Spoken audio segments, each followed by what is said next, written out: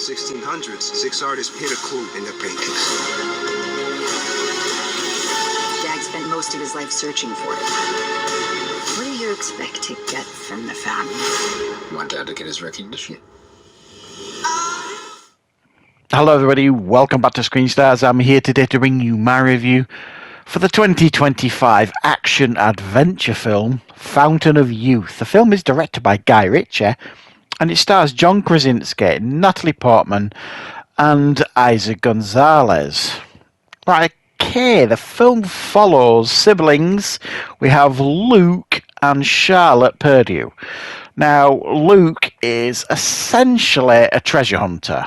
And he is currently being employed by Owen Carver, a billionaire, to help him track down the fabled Fountain of Youth. Now, in order for him to kind of track down the Fountain of Youth, they need to find a series of clues that are hidden in famous paintings around the world. So he has to travel around the world, John Krasinski's character, and kind of basically steal these paintings to get the clues. He recruits his sister, Natalie Portman's character, reluctantly in order to help to go on this adventure to find, this incredible treasure of the Fountain of Youth. However, there is a mysterious faction of people that have been sworn to protect the fountain, and they will do everything in their power to stop them. Right, what are my thoughts on Fountain of Youth? Well, we don't get a lot of these action type adventure treasure hunting type movies anymore. I mean, National Treasure, it's a bit like a cross between National Treasure this and Uncharted in many ways. It's got that sheen to it, it's glitz and glamour, it's got obviously money thrown at it left, right and centre. But it lacks heart, if you like, and real,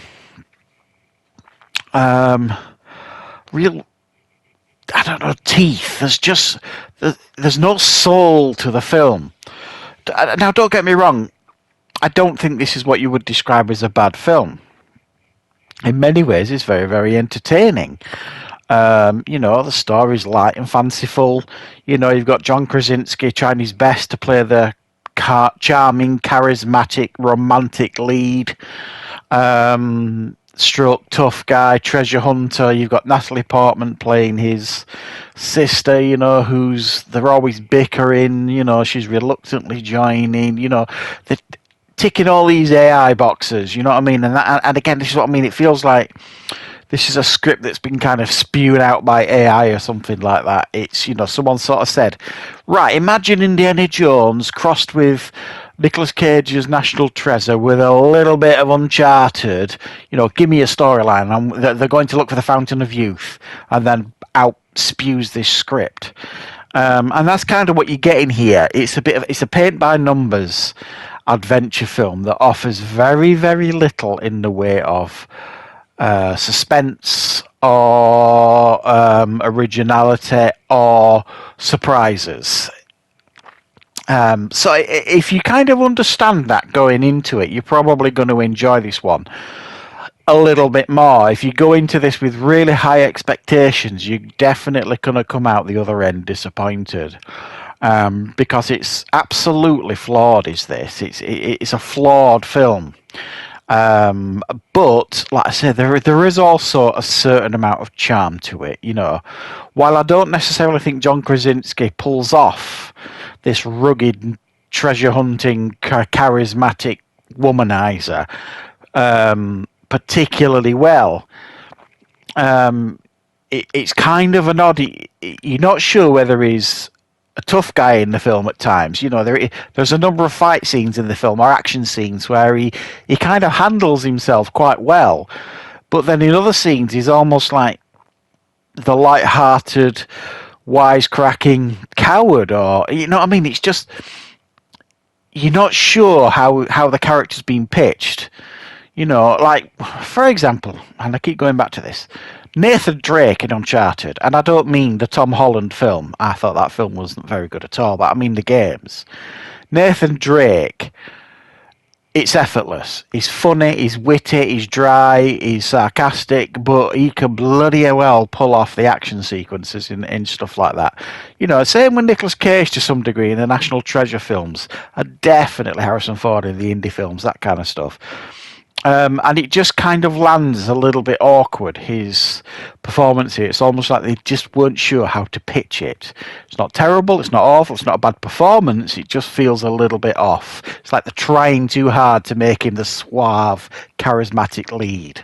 And it's just a little bit off.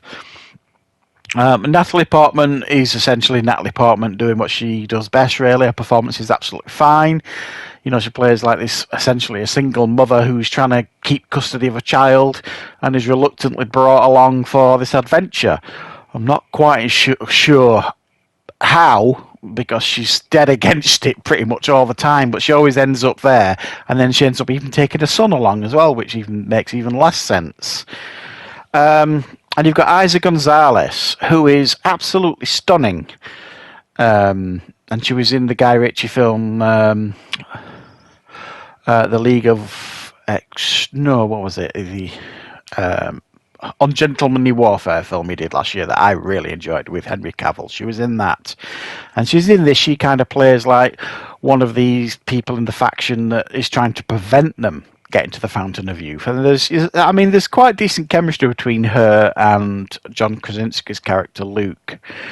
And there's like a villainous turn near the end of the film that you could see coming a mile away. It isn't hard to figure out, you know, who essentially is the real villain of the piece. It's so bloody obvious, it's untrue. So it lacks any real surprise. It lacks any real suspense. While the action scenes are done fine, they don't necessarily feel in line with the film somewhat. You know what I mean? I don't know. It feels like an awkward attempt to do like an adventure film, and it's like also almost like everybody kind of feels a little bit awkward in their roles, doing what they're doing in the film.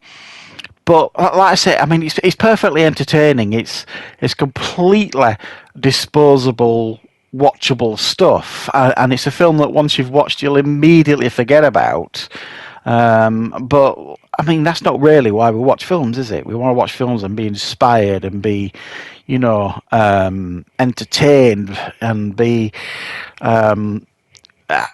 get us to think about things and, you know, just have fun and all that kind of stuff. And this is kind of like all of those things that I've just mentioned, but dialed right down to, like, you know, a 4 or a 5.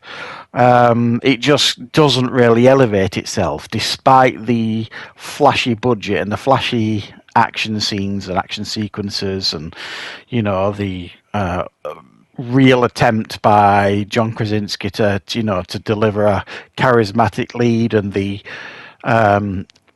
you know, assured veteran direction from Guy Ritchie. It doesn't kind of elevate the film. There's not enough there to kind of lift it up and make it something that it's not. And what it is essentially is a pretty generic film that is probably best suited on streaming, to be fair. I think if this had been released in a cinema, it would have been destroyed, I think. I don't imagine it would have done particularly well. And probably I could definitely understand why. So, yeah, that's my thoughts on Fountain of Youth. I mean, probably sounds overly negative, the review, but like I say, I didn't dislike the film. I thought it was entertaining, but it just didn't do anything else for me. You know what I mean? There was nothing particularly memorable about it. So, yeah, I don't want to be overly negative towards it. You know what I mean? It's not a terrible film or anything.